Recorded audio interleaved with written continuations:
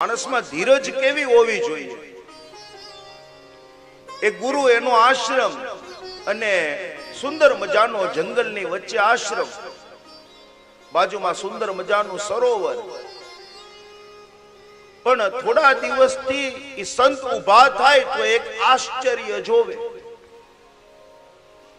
એ સંત હજી જ્યાં સવારમાં ઉભા થઈ અને બહાર નીકળે ત્યાં તો આંગણું વળાઈ ગયું હોય, ત્યાં દીવા એ પ્રગટ થઈ ગયા હોય, આંગણાની આગળ રંગોળીઓ પુરાઈ ગઈ હોય અને બધું જ સ્વચ્છ થઈ ગયું હોય. મનમાં વિચાર કરે કે આ રોજ સવારે હું તો આટલો વહેલો ઉઠું છું, તો મારાથી પણ પહેલા ઉઠીને આ બધું કોણ કરતું હશે? એક દિવસ, બે દિવસ, 3 દિવસ, ઘણા બધા દિવસો પસાર થયા અને એક દિવસ સંતે નક્કી કર્યું કે આ રોજ દીવા કોણ પ્રગટાવી જાય, આ રોજ એ રંગોળી કોણ પૂરી જાય, મારે જોવું છે. ને એ દિવસે સંત જાગતા સુતા અને જેવા એ સંત જાગતા સુતા હતા અને સવારના એ પ્રથમ પહોરની શરૂઆત થઈ, ત્યાં તો સાવરનો ખખડવાનો અવાજ આવ્યો. અને જ્યાં સાવરનો ખખડવાનો અવાજ આવ્યો ત્યાં તો સંત દોડીને બહાર નીકળ્યા. તે જોયું તો એક 7 વર્ષની નાની દીકરી એ હાથમાં સાવરનો લઈને ત્યાં સાવરનો વાળતી હતી. એ જમીન વાળે ત્યાં તો સંત બહાર આવ્યા. સંતને જોઈને દીકરી ભાગી. ત્યાં તો સંતે સાદ કર્યો કે બેટા ઊભી રહે. અને દીકરી ઊભી રહી અને પૂછ્યું કે બેટા આ રોજે સવારે કામ તું કરે?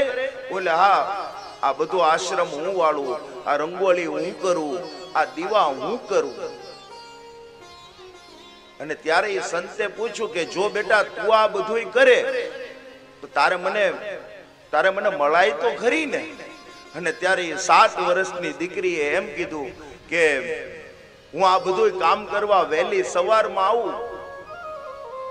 સવારના પોરમાં બ્રહ્મ મુહૂર્તમાં તમારા દર્શન જો મારી જેવી એ ભીલ જાતિની દીકરીને થાય તો મારા તો ભાગ્યનો ઉદય થઈ જાય.